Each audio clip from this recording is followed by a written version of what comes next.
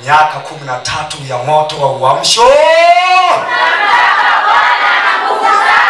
Namtaka Bwana na nguvu zake. Miaka 13 ya moto wa uamsho. Kwa umoja na kwa pamoja tunatenda makuu, na vigelegele kama wanawake wapo. Ni kanisa mmoja wapo bora katika section yangu, huwa najivunia. Linajulikana mpaka kwa mtoka mbali kwamba Iringa kuna kanisa bora ambalo linajengwa kwa viwango vya ghorofa na limekwisha. Kwa hiyo kama mwangalizi najivuna. Amen. Sema amina. Amen. Mwenzako kama mwangalizi wa mbara najivuna. Je, wewe uliyejenga? Mgonge kwenye bega. Mwambie wewe uliyejenga unajivunaje? Halafu muulize, mwambie Mungu wako naye maabudu mbinguni anakusemeaje wewe? Umemuona mtu wangu? Umemuona? Vigelegele. Umemuona? Naitwa Doadi Mamba wa Chikavu na Ubiri Injili. Na mimi nilizaliwa nikikuta hiyo jina hili. Mwambie basi kamata Biblia yako, sio na maneno mengi, twende kwenye neno la Mungu. Jamani, amina watakatifu wa Mungu. Amen. Nina somo zuri ambalo linasema siku ya leo kumtolea Mungu. Mwambie mwenzako kumtolea Mungu. Tutakwenda kwenye Nyakati ile wa kwanza sura ile ya 29. Ningetamani nisome mistari kadhaa nikianza na mstari ule wa pili, kumtolea Mungu. Hebu nisome. Umeshabafikia Nyakati wa kwanza sura ile ya 29, nianze mstari wa pili. Basi kwa uwezo wangu wote nimeiweka akiba nyumba ya Mungu wangu, dhahabu kwa vitu vya dhahabu, na fedha kwa vitu vya fedha, na shaba kwa vitu vya shaba, na chuma kwa vitu vya chuma, na miti kwa vitu vya miti, vito vya shohamu na vya kujazia vito vya njumu, na vya rangi mbalimbali, na mawe ya thamani ya kila namna, na marimari tele. Nami tena kwa kuwa nimeiwekea nyumba ya Mungu wangu shauku yangu, nami ninayo hazina yangu mwenyewe ya dhahabu, ya fedha, naitoa kwa ajili ya nyumba ya Mungu wangu, zaidi ya hiyo akiba niliyoiweka tayari nyumba takatifu, yaani talanta 3,000 za dhahabu ya Ofiri, na talanta 7,000 za fedha iliyosafika ya kuzifunikiza kuta za nyumba. Na pamoja nisomee ile 29 hiyo ya Nyakati, nisomee mstari ule wa 14. Hapo nena mstari wa 14 tu.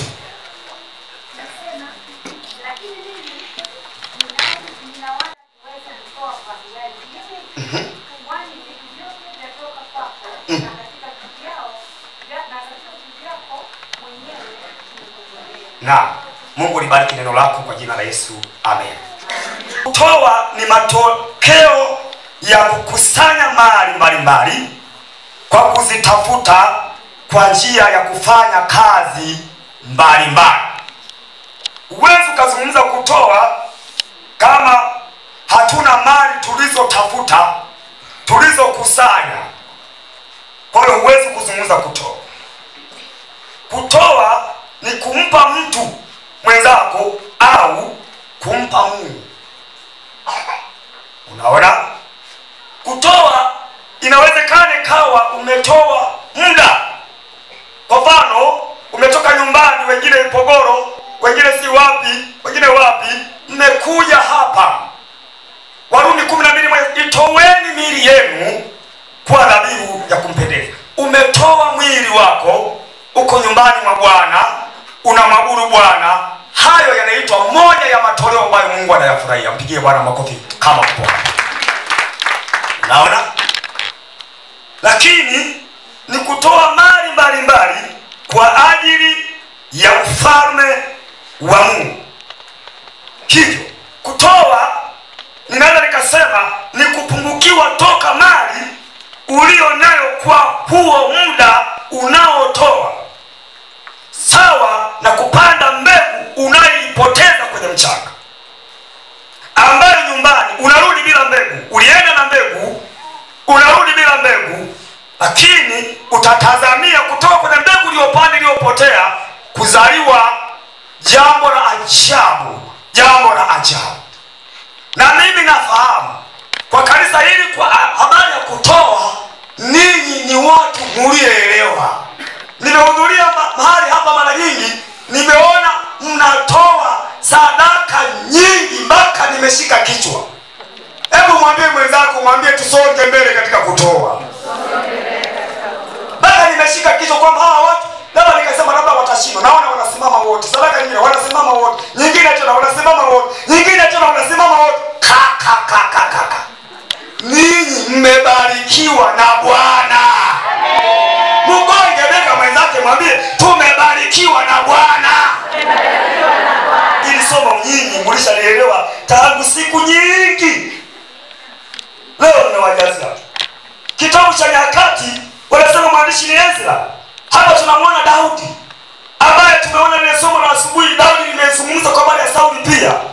Daudi tunaona yule aliyejenga hekalu, mtoto wake Sulemani, lakini Daudi yeye ndiye aliyepanga mpango wa kujenga lile hekalu na akaanza kuandaa vifaa mbalimbali ya kujenga hekalu. Ijapokuwa yeye Daudi hakujenga, lakini yeye alifanyika daraja la kuandaa watu wengine wakafanikiwe. Mwambie mwenzako uwe daraja la kufanikisha watu wengine. Mbona wenye deka? Daudi akasema nitamwandalia vifaa vya thamani. Kwa mama mko wapi? Vigeregere mnauza?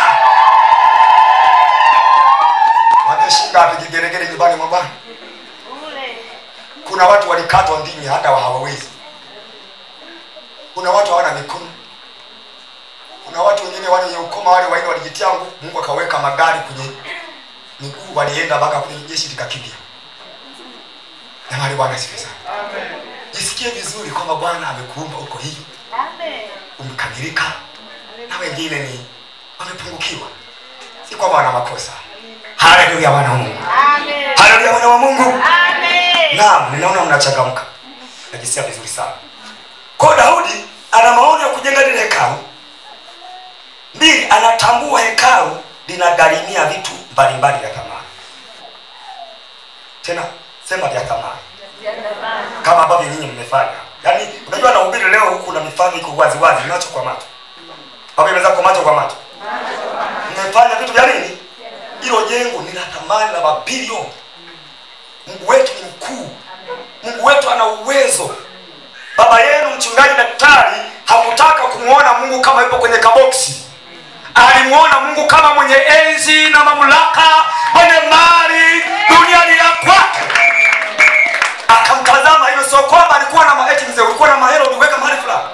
Alisimama kwa imani kwamba Mungu atafanya, kwa sababu anapenda vitu vizuri, anapenda sadaka nzuri, anapenda watu wazuri, anapenda watakatifu. Piga makofi Bwana wewe. Daudi anatambua vitu hivyo kwamba vipo kwa wanadamu na kwake mwenyewe.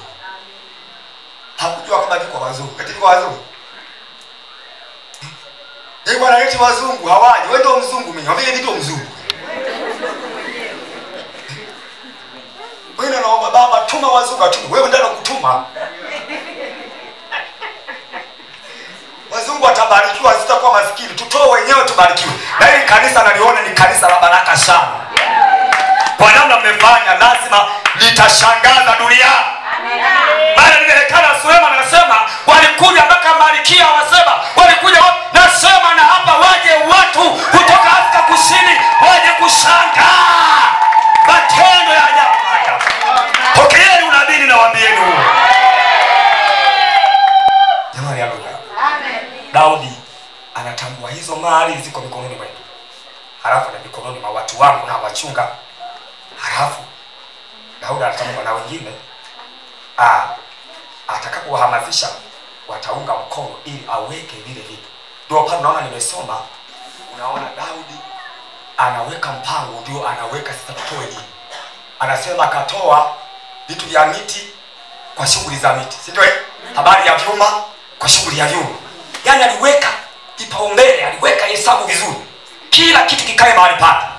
Ukisoma ule mstari wa 14 alipowahamasisha watu na kuambia, anasema Waisraeli walitoa, sema walitoa, ushika na kichwa namna hii, sema walitoa,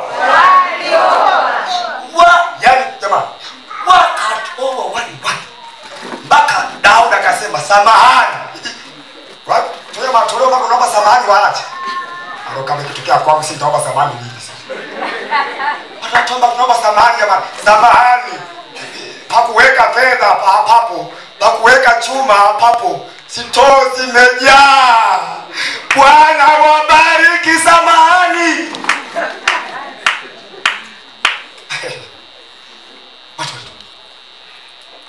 Watu unafikiri kutoa kama kuibiwa. Kutoa sio kuibiwa. Kutoa ndio kwenda kwenye viwango vingine. Sema amina. Amina. Sasa bora ni kutoa tu. Kwani vitu au mali tulizonazo ni za nani? Naomba nisome Zaburi kwa haraka. Some Zaburi kwa haraka. Zaburi ya 24:1. So, Zaburi ya 24:1. Nasema, nchi na vyote viongezavyo ni mali ya Bwana, dunia na wote wakao ndani yake. Unaona? Vitu vyote, sema vyote. Vyote. Viujazavyo. Ni mali ya nani? Pamoja na wewe mwenyewe. Mwambie na wewe mwenyewe ni mali ya Mungu. Na mimi mchungaji ni mali ya Mungu. Daktari wetu ni mali ya Mungu. Mama mchungaji Kitine ni mali ya Mungu. Mchungaji Fungo ni mali ya Mungu. Wachungaji wasaidizi wote wa kanisa ni mali ya Mungu. Mali za Mungu, pigeni makofi. Kwa hiyo sababu hiyo unaona mali za Mungu yeye aliziweka chini ya utawala wa mwanadamu. Unaposoma kitabu cha Mwanzo 1:26 mpaka 27. Aliziweka yeye mali hizo chini ya utawala wa mwanadamu. Jamani, hii heshima ya ajabu jamani. Bwana wakupewa nyama. Mwanadamu ndio tumepewa mali za Mungu. Tumepewa. Piga makofi kwa wewe mwanamke. Tumepewa mali za Mungu. Sisi hapa. Lakini hiyo mwanadamu ni wa akili. Sasa mwambie mwenzako wewe ni wa akili. Muonyeshe kidole chako kwenye upako namna hii. Wewe ni wa akili. Unaka kidole kwenye upako wako. Mwambie wewe ni wa akili. Na hapa ninajua ile kanisa la wasomi sana na madaktari na madokta na PhD. Kwa kweli nimebarikiwa sana. Nitakuja kuazima hata wao nipe. Kama azima wao habari kama. Eti wakili si ndio? Si unasimamia kitu ambacho sio mali yako. Cha mtu mwingine. Kwa hiyo sisi ni mawakili. Tumepewa hizo mali tusisimamie. Amen. Ni sawa yule wewe umeajiriwa hapa, umeajiriwa kule ulikoajiriwa pale, ile ofisi unayochezea unazunguka mwenyewe kwenye kitu unafanya hivi. Kwani ni cha kwako? Mwenyewe mara upeleke mbele, mara urudishe nyuma, mara upeleke mbele. Vile vyote ni vya yule aliyekuajiri. Ukileta mchezo na kufukuza, unaacha na kile kiti. Natoka na dhana zako naenda nyumbani. Wangapi wanafurahi? Amani bwana Yesu sana. Sasa katika mali shida yetu ni nini? Shida tunafikiri kuwa ni vyetu sababu tunavipata kwa taabu, kama kusoma mpaka unaloweka miguu ndio unaajiriwa. Wanafunzi wako hapo bado na maana wale bado. Nasema mimi nikiajiriwa mimi, mshahara wangu ni mshahara wako wapi? Kwa kusoma, kufanya kazi mpaka jasho linatoka. Basi hizo mali sababu ziko kwetu tumezizoea kupita kawaida mpaka tunaona ni za kwetu. Nataka nikuambie kuanzia leo uanze kufikiri kwamba sio vya kwako, ni vya Bwana. Amina. Jamani, amina. Ndio. Mungu ndiye hutupa nguvu za kuvipata hivyo vyote. Vyote ulivyo navyo hivyo vyote, Mungu amekupa nguvu umevipata. Ni Mungu amekupa nini? Nguvu umevipata. Kwa nini mali ya Mungu ipo mikononi mwetu? Kwa nini sasa? Jambo la kwanza, unaposoma ile Mwanzo 27 nimeshafafanua, na Wakorinto wa kwanza 4:1-2. Jambo la kwanza, vitu vilivyopo vipo kujibu hitaji la mwanadamu ili aweze kuishi katika dunia hii. Nataka niwaambie kwamba kule mbinguni wala hawana upungufu wa aina yoyote. Hawahitaji mwanga, umeme, hawahitaji chakula mchana, hawahitaji nguo. Mahitaji yote yapo kwa level ya ubinadamu, wala sio level ya Mungu mbinguni. Hababaiki na hiyo vitu, maana ni vya kwake, na wala yeye hahitaji kuvaa nguo ile. Kesho Mungu avae suti nyeusi, kesho hahitaji. Kama ni hiyo basi, Mungu shangaeni kinyonga. Mwambie mzaka shangae kinyonga kidogo. Nenda kakishangae kinyonga. Kinyonga kina suti za aina zote. Kile ndio kilibahatika. Msorogole mwenzako na kidole, mwambie mume wako shangaa kinyonga wewe. Kinyonga bwana hakihitaji ushabiki wa aina yote. Mitindo yote duniani kinyewe tayari kinayo. Ukitokeza mtindo wote, kikitokea pale tu kinavaa. Tayari kipo harusi. Ikiona ukumbi wamepanga nyekundu, na hiki kinaingia hapa. Na kinyewe kinafanania. Mungu ndio maana Manoa akamwambia Bwana akamwambia yule malaika aliyetumwa na Bwana, naomba uniambie jina lako nani? Malaika akasema, unaniuliza jina? Nikwambie jina langu ni la ajabu. Mungu wetu ni wa ajabu. Amina. Sema Mungu ni wa ajabu. Mungu ni wa ajabu. Naam. Kwa hiyo tunafikiri hivyo. Vitu hivyo ni au ni mali tulizonazo ni za nani? Nimeshafafanua hapa. Kwa nini mali iko mikononi mwetu? Kwa sababu ya ubinadamu, nidhamu ya ubinadamu. Hivyo Mungu alipomuumba akampa na mahitaji yote yanayomzunguka huyo mwanadamu. Ni Mwanzo 2:7-11. Kwa hiyo basi Mungu hawezi kuwa navyo mbinguni. Billy Graham anasema aliomba mara nyingi kabla kuanza huduma yake. Akasema, Mungu, nimeona ndani yangu kuna kipawa cha uinjilisti. Nikihubiri mapepo yanadondoka, nikifanya hivi wanaondoka. Sasa nataka nizunguke dunia nzima nihubiri, na wewe ndiye mwenye enzi, mwenye mamlaka, mwenye mabilionia na mabilionea. Naomba nimwagie mabilionea nianze kuhubiri. Usiku ule Mungu akamwambia, ndugu, mbinguni hatuna hela. Ni Mungu wa Yakobo, Ibrahimu na Isaka. Ili pepo, toka shetani, toka shetani, toka shetani. Akarudia kuomba siku ya pili. Baba, nimesema nataka nifanye kazi yako dunia nzima. Wewe nikushusha pesa tu mimi nitafanya. Akaambia Gideon, nilikwambia jana mbinguni hatuna pesa. Haya, ingiza mkono kwenye mfuko. Akaingiza. Toa hiyo hela ulionayo. Akatoa. Akasema, hiyo nilitengeneza mimi mbinguni. Akasema, wana niwaitengeneza sisi wenyewe. Mnaweka mbinguni? Wapi? Kwenye mabenki mbalimbali. Wapi mbinguni? Duniani. Basi omba hivi, nikufungulie macho uone fursa mbalimbali za kufanya. Alafu zile fursa usiende. Alafu zile fursa nitazinyoshea mkono wangu, nitazibarikia. Alafu zile fursa zitaleta mabilioni. Alafu wewe utatoa kwa ajili ya injili ulimwengu mzima. Makofi wanawake kama mpo, na wengine vigelegele. Wale wenzako tuongee na Kiingereza. Nimeona hapa tuliimba mpaka cha Burundi. Ni moyo si mimi. Tuongee na Kiingereza cha Msumbiji. Mwambie wenzako, wilala.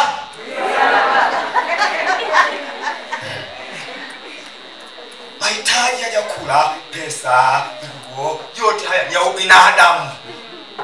Ndio maana mwana wa Mungu usingangane Bwana nibariki, Bwana nibariki. Ndio maana nimesema yale unayopenda kutendewa na wengine. Unayependa, kama unapenda kitimoto na mimi napenda, mwambie nani anapenda kitimoto? Kama wewe unapenda kitimoto na mimi napenda. Kwa kuwa na mimi napenda, kaninunulia kitimoto na mimi nini? Kabla ya kula wewe. Nikila nitakwambia neno hili. Mungu akubariki. Nikisema Mungu akubariki, ndio mbingu zinashuka zinakubariki. Kwa maana nyingine, usitembeake siku nzima, wengine wiki nzima mnatembea, hakuna binadamu anayesema ubarikiwe. Na mkono mtupu wa uramu.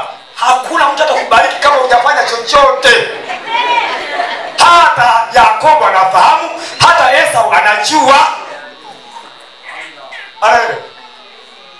Mkono mtupu, wewe unapita tubarikiwa na kubariki fani. Ni gharama jamani, kusema barikiwe ni gharama. Katika muda gani? Kanisa bwana. Iko vizuri kabisa.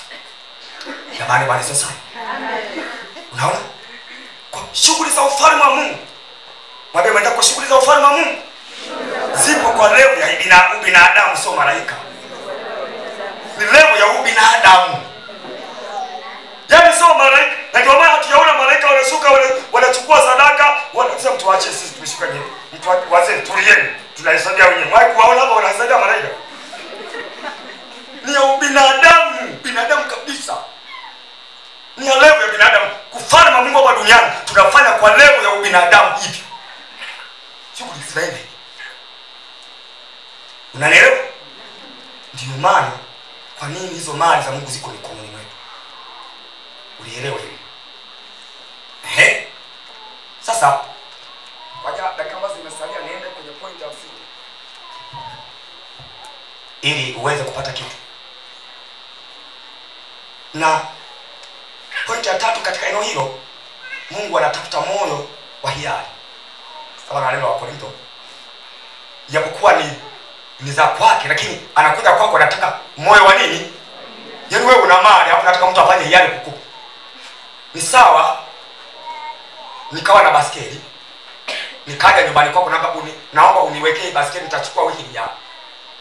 Ile baskeli utakata kuniwekea? Nakuwekea.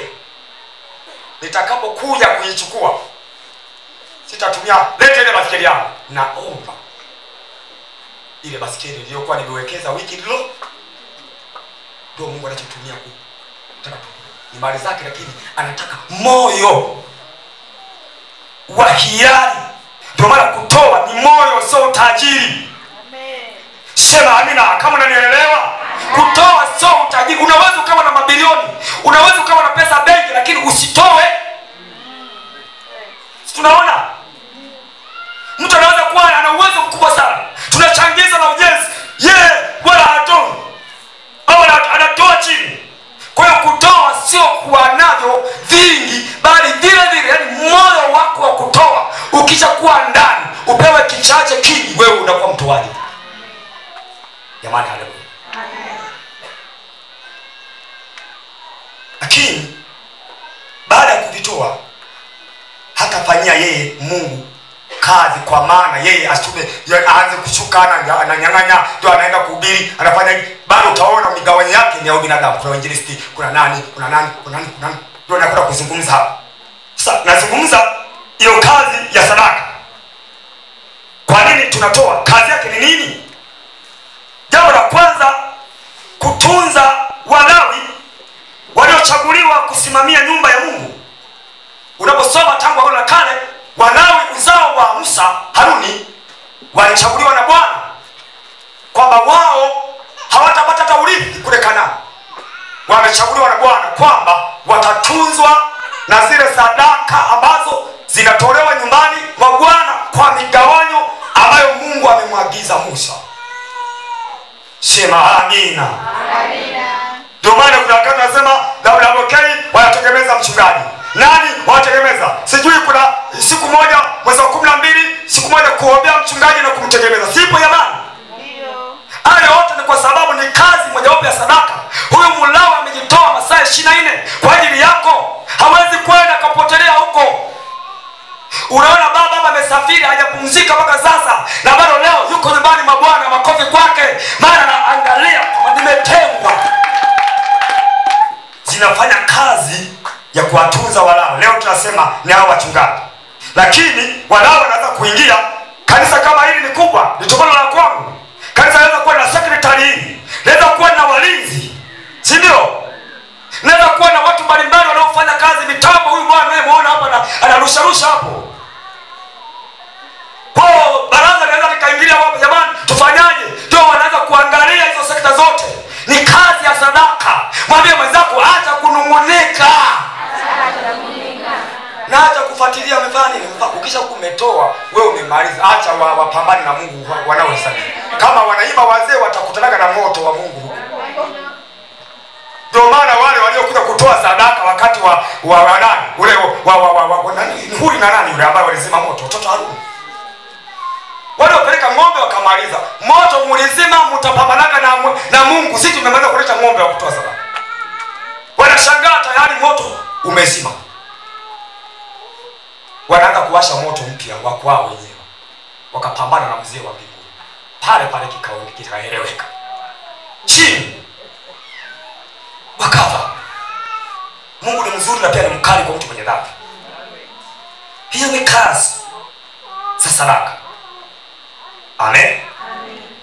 Lakini unaweza kuna kazi za sadaka kununulia viwanja na kujenga makanisa ili watu wengi wafunwe. Viwanja vinanunuliwa kwa hela nyingi. Siku hizi viwanja ni milioni 5, 6. Hiki kiwanja nyinyi mlinunua milioni 100 nilisikia. Nilipata mimi ndio jengo limeisha mzee. Milioni 100 ile eneo. Sasa unafikiri kama hatutoi tunaziokota wapi milioni hizo? Hizo milioni 100 haziko mbinguni. Mgeukie mwenzako mwambie unazo hakika. Mabisi kata unazo. Alafu ghafla linaingia jamaa linafuka mna wawili wanaifungia baba. Yamebaki muone wewe. Sasa leo alikuwa ndio mtapelele. Ambaye hata chochote hapa. Shingo yake tunawakula nao. Bora wengine wataondoka nao mpaka nyumbani kuwaonyesha wewe. Chini ya magodoro. Kwenye kutoa amekunya ngale hapa. Nafuraha.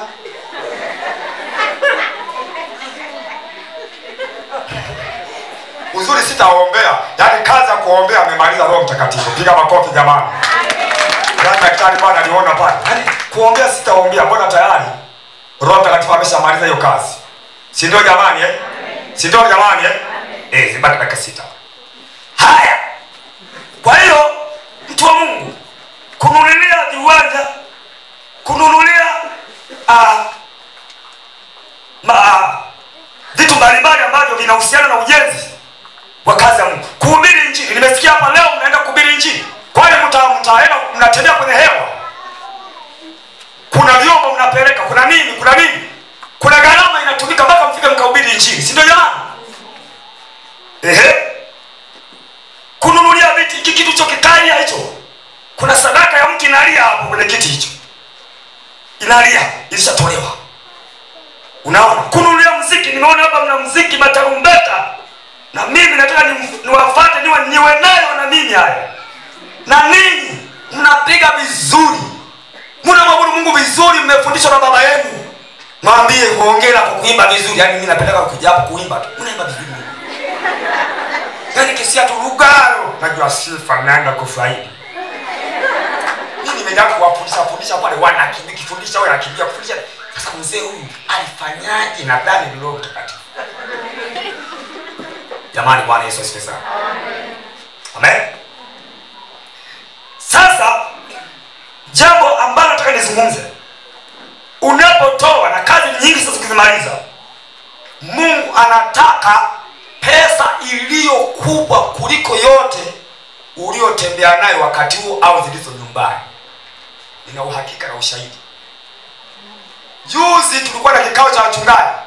Hapa mliwakilishwa na mchungaji Ezekiel Fungo. Nikitoka nyumbani nilikuwa sina pesa ndugu zangu. Kabisa hata chini ya mto zilikuwa hazipo. Kila mahali zilikuwa hazipo. rafiki wangu huwa anafanya biashara, kwa kuna pesa, akasema na mimi sina. Nikasema najua mimi ni mwangalizi. Mwangalizi lazima katoe sadaka. Fanya haraka. Kalete pesa hapa nikatoe. Sababu mama ni watii wakiagizwa na bwana zao akakimbia kuhangaika. Alipohangaika na kwamba anatoka analeta 1000 tena magome mawili. Akasema mama, nikiweka kwenye wana masalia na ngongore mwangalizi. Akasema baba, sasa nifanye nini? Nikaenda chumbani nikachukua na ngombe bwana. Mwangalizi mzima na kwenda kutoa nalia ngongore. Tafadhali jitokeze. Nikaondoka.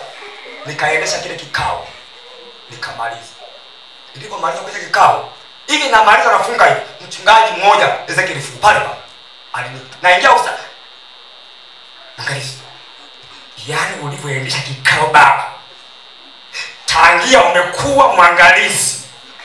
Kikao cha leo umeongoza kwa ustaarabu, umesikiliza.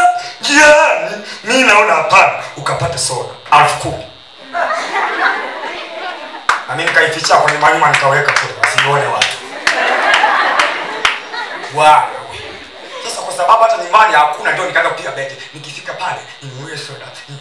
Nifanye hivi. Sijaenda mbali. Nikasikia sauti. Uliniomba unataka hela ya noti.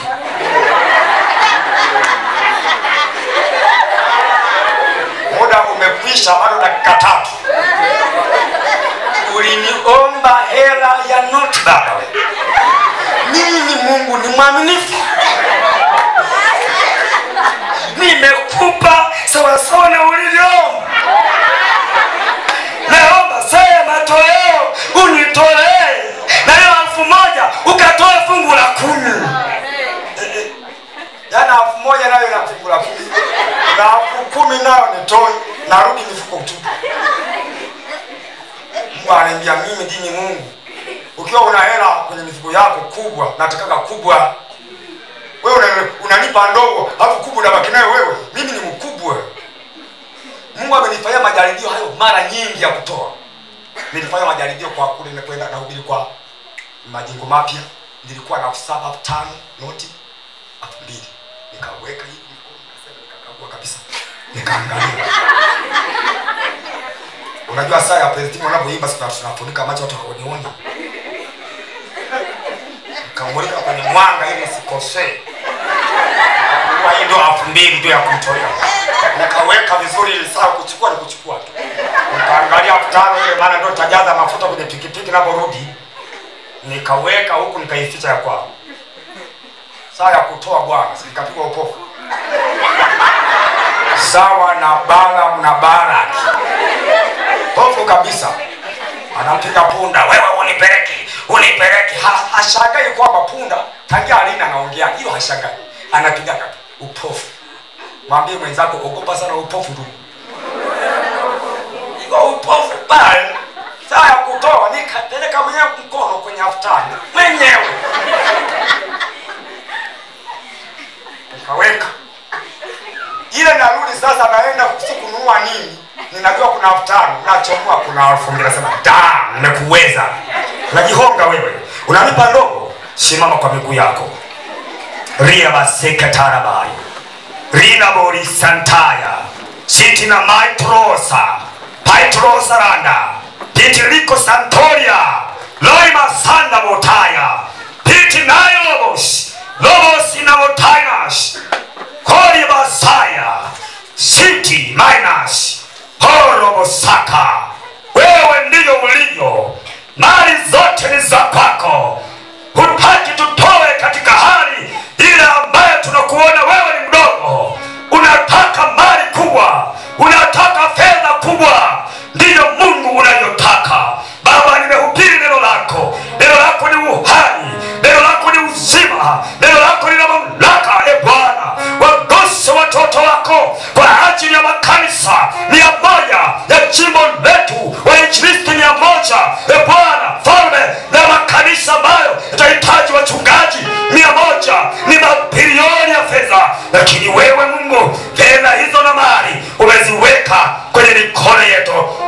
msemeshe mama huyu, msemeshe dada huyu, msemeshe kaka huyu, ili aisikie sauti yako. Baba, ni majira ya kutoa, na Mungu unakwenda kuwabarikia kila mmoja ambaye anakwenda kukutolea wewe, kwa jina la Yesu Bwana Mungu aliye hai. Sema amen.